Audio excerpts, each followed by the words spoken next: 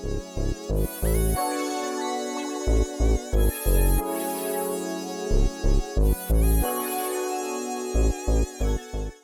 take Comanche back with another episode of 36 Ounces.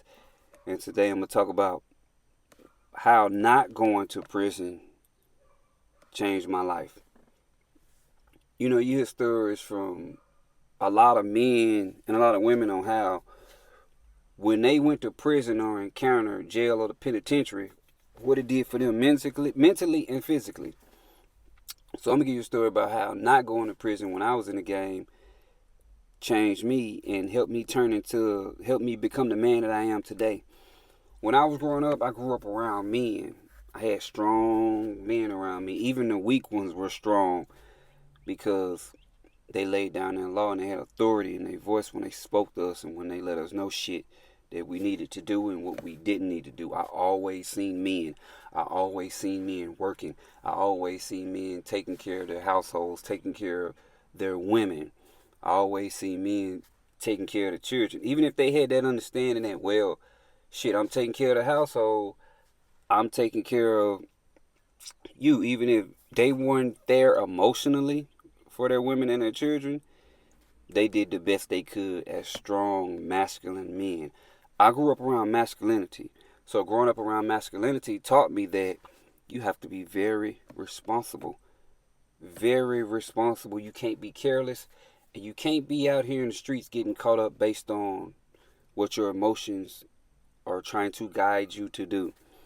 Your emotion will tell you, this nigga over here done said something fucked up about me, so I'm gonna go get my pistol. I'm gonna go shoot that motherfucking house up. You don't fuck around and do it if you act out of emotion. Now, when you grow up around a bunch of women like that, and I'm not saying all women, so don't take this shit out of context, but when a boy grows up around women and he doesn't learn how to regulate his emotions properly, when he don't come around too many men, that's what that shit lead to. He don't have too many role models that he can look up to and say, well, damn, I learned this from him, and I learned this from him. So when you don't grow up around men like that, you end up with killers, you end up with motherfucking rapists, you end up with psychopaths. And I'm not saying just being a man is the answer, because it takes two. You know, the positive, the negative, the masculine, the feminine. It all has to balance out to have proper order, you know, within the universe. So it ain't just that, but get back to the story. What not going to prison taught me. And we did a lot of shit in them streets. But this is why I didn't end up going to prison, or my brothers didn't, or my boys didn't, because it goes back to being responsible, being mindful of, we get into it with somebody, and if they say, we gonna come shoot your motherfucking house up, if they don't do it, you don't attack. You don't just go because this nigga said that. Let him talk. You let a motherfucker talk till they show you better. And we was taught that. Let a motherfucker show you, then you show them. But if you have to show them first, then, you know, you go with your move. But other than that, sit your ass down, because for one, we learn, they got a place for your motherfucking ass. If you got skin tone like this, you got this type of complexion, trust and believe.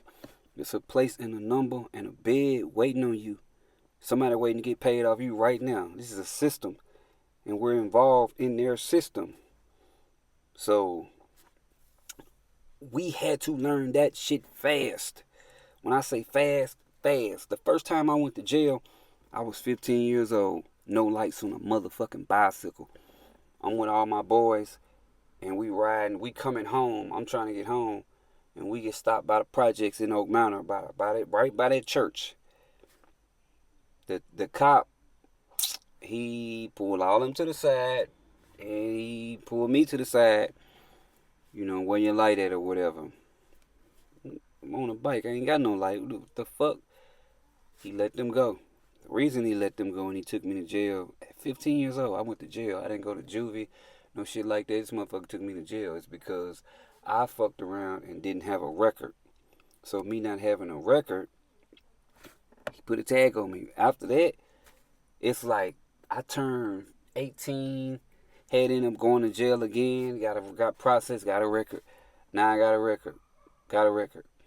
He was supposed to actually write me a summons and let me go, but my father had to come get me out of jail that night, and I learned a valuable lesson then. And he told me, "You're a target. You gotta be mindful of that shit out here. I don't care how old you is. If you out here in these streets, you are a target. And it's always someone trying to exploit you. So keep that in mind, no matter what you start to do. And we started to hustle. We wanted to make money, so we had to keep in mind we're targets. We are targets. It's a motherfucking bullseye, a red bullseye on our back, and we have to be mindful of that. So we can't be out here acting out of emotion. We can't be out here on ignorant shit. We can't be out here on no sucker shit or no dumb shit. We can't be out here letting these hoes trick us out of our spot. That shit ain't cool. We can't be out here tricking. We are out here to build. We are not out here to flash and look good for a bunch of other motherfuckers who wouldn't give two fucks about us.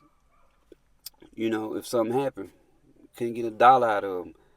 You know, so to make a long story even fucking shorter, shit, that's what I learned. What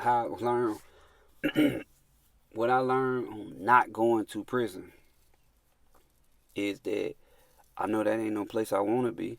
Ain't no place I need to be. I'm not afraid of it. I don't fear anything. But it's not a place for a thinking man. A thinking man needs to be out into the world helping people. Helping guiding children for generations to come. His knowledge needs to precede him. Everything that he learns, he needs to teach and give back in full. And it needs to go on and on and on and on and on. And you could do that from prison, but you don't need to. Your reach can go further if you out here and you can maneuver and make the moves that you need to make to help the people that you need to help get out of certain situations. Like, for example, this is how I move. And this has nothing to do with this video, but I'll try to move like this. I move with a strategy. If I have to do something, I try to get that shit done right then and there. Speed, move fast. Let's go. What are we doing? What the fuck are we doing? Let's get to it. Let's get this shit done. Matter of fact, let's get it done right now. Let's make this shit happen. You know? I build systems the same way that systems were made to destroy people like me. People like my ancestors. People like your ancestors. You know? These systems were made to destroy us. I had a grandfather. He would pass by the house and just... Huey Newton's cousin. His name was J.D. Rice. He hated niggas. He loved black people. He loved us, but he hated niggas and nigga shit because he felt like niggas were fucking ignorant. This motherfucker will remind you of Uncle Ruckus, but like Uncle Ruckus times 20. That was JD. JD kept a pistol on his dash. I wish a nigga would, because he felt like niggas didn't do nothing but kill and destroy. And he didn't want us being like that, so he gave it to us hard. Whenever we talked to him or came to his house, he would always let us know why we didn't need to be in prison like them niggas. He'd give us the raw. I'm talking about young, we 6, 7 years old. This motherfucker talking about niggas like cockroaches. And niggas and flies. The more I see niggas, the more I like flies. I'm talking about, he was fucked up, man. When I say he wasn't fucked up, he was very intelligent, and he knew, because he had real estate, and he protected his family. He laid down his law, and I've never in my fucking life, as long as I've been existing, and when he was alive, I never saw a nigga crossing, and he never been to prison. I don't think he ever went to jail. White folks respected him. To this day, I see somebody that knew him that's still alive, because he died when he was like 90. They respect him. They respect him to this day, and his legacy because of how he carried himself as a man. He didn't take no shit off white people. He didn't take no shit off niggas. He didn't take no shit off nobody. And again, he never went to prison. He never acted out of emotion, but he stood on business. He stood on 10. And that's what we were always taught. Stand on business, stand on 10. Don't act out of emotion. Don't go there. Don't throw your life away for what another motherfucker feels or thinks about you. Nigga trying to get you out your character, stay there. Stay in the shell. You get out your character only if you have to, but other than that, nah. Masculine men know how to stand on business and when to stand on business. I don't have to show you how I get down unless you try me in a way that shows that I have to protect myself. Other than that, nope. Nigga, get your bitch ass on. I ain't fucking with you. Go on with that bullshit. You take that shit over there. Because you come over here, you liable to get clapped. You know.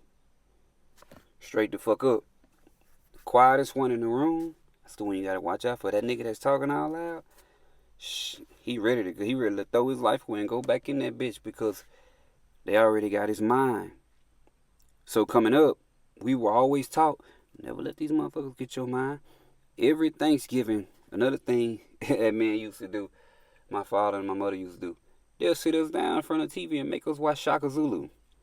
And I never understood why they made us watch that shit. I understand now because I found out that we're descendants from my father's side of the Zulu nation. So that's a story within itself. That's some powerful shit to even know. Like, damn, they were planting seeds in us young for us to be strong, masculine. And he always tell us, I ain't raising no punks. I ain't raising no punks. You know what I'm saying? I'm not raising no hoe ass niggas. You gotta stand on business, but you have to be intelligent at the same time. Don't let these people put you in a position where they get you and they trap you and they get a bunch of motherfucking time out of you. That's not for you. And nothing against no one who's ever been to jail or been to prison and got caught up. This is the thing about it. It's what you learn from it when you get caught and when you get out. Matter of fact, when you in there, what are you learning? How are you learning from the experience that happened in the situation? And when you do learn, what can you give back? What can you give back, hell, to yourself and society? You know, because if you felt like you wronged society and somebody else in a way that was harmful, shit, how can you get back? Even if you go in and you didn't do nothing, you innocent. What can you learn from that situation? How can you become strong? This shit about becoming a man, becoming a strong man, masculine man, a man that stand on 10 no matter what. So you know, at this point, you know me, to make a long story even motherfucking shorter. That's what I learned from, you know, not going to prison. I've been to jail a couple times in a couple cities here and there, and you know what I'm saying, got out, bonded out, learned my lesson, learned why I fucked up at. Because when you get caught up like that and you get put in certain situations, all that shit is a learning experiences for you to learn something. So my advice is this: if you in prison right now, or you on your way to prison, or you just got out, just think about, what did you learn from that situation? What can you take from it to build on? You take that shit and you build on it and you run with it, man. Fuck that. Don't sit there and cry about it, be in your feelings about it. Like, fuck that. I'm good. I'm good. I'm better. I'm a better man now. I learned. Just continue to learn and fucking grow.